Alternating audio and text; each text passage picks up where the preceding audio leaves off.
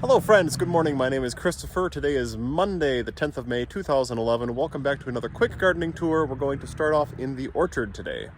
All of the trees are blooming nicely. I don't think I need to go into any of them individually. Of the 7 who blossomed, they all look really nice, and I can't wait to see if any of them truly got pollinated or not. That being said, they're halfway done. Some of them are more done than the others. Like this is my Moonglow pear, and you can see it's pretty much past its prime as far as flowering is concerned.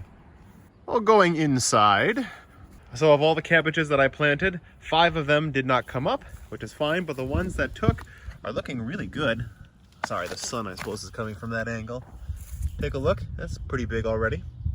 I was a turd when I planted my ground cherries. I was thinking we weren't going to get a frost, but we did, and I didn't do anything about it. And as you can see, they died. So I had 5 plants. Wah, wah, wah. I'm just going to have to buy some more from the nursery. All of those peas that we planted a couple weeks ago are coming up quite nicely. I showed you that the strawberries were blooming a lot last week, and those flowers are now setting on berries, like this volunteer that apparently fell out of the raised bed. I've also been harvesting asparagus every day, a couple of stalks, maybe up to half a dozen. I like them when they're about this high. It's about 6 inches. I just snap them off. If you've never had raw, fresh asparagus, you're missing something beautiful in your life. Over here in the back, we also planted a row of sugar snap peas, and they're coming up well too.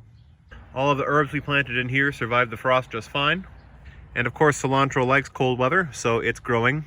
You can dig how the Jerusalem artichokes are growing. They're about 3 to 5 inches tall. The spinach mostly has true leaves now. Some of the Swiss chard, well, first off, terrible sporadic germination, but it's coming up. The same can be said here for the kale in clusters. Don't know what the heck happened here, but whatever, we'll let it grow. The rhubarb is massive, and I really do need to harvest it. It's kind of tough to give you a perspective just how massive my gooseberry is, but I'm trying to by leaning down with it. And all of those thousands of buds, they're setting on fruit. As you can see, the flowers have closed off, and that circular part at the end, those are all gooseberries. In a couple weeks, I'm going to be just loaded with them. Somebody asked last week where the raspberries are. It's this entire hedge back here. Now you might say, oh, this looks all dead.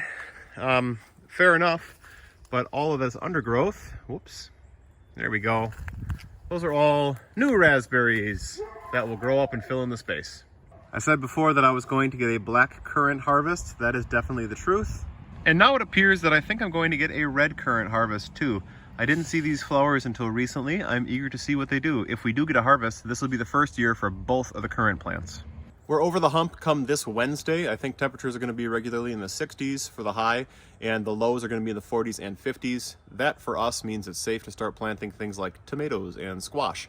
So in addition to, fixing this gap of the ground cherries that died and the 5 cabbages that didn't make it, I'll also be transplanting out the tomatoes and the squash and some more things. So next week the garden will really have taken off.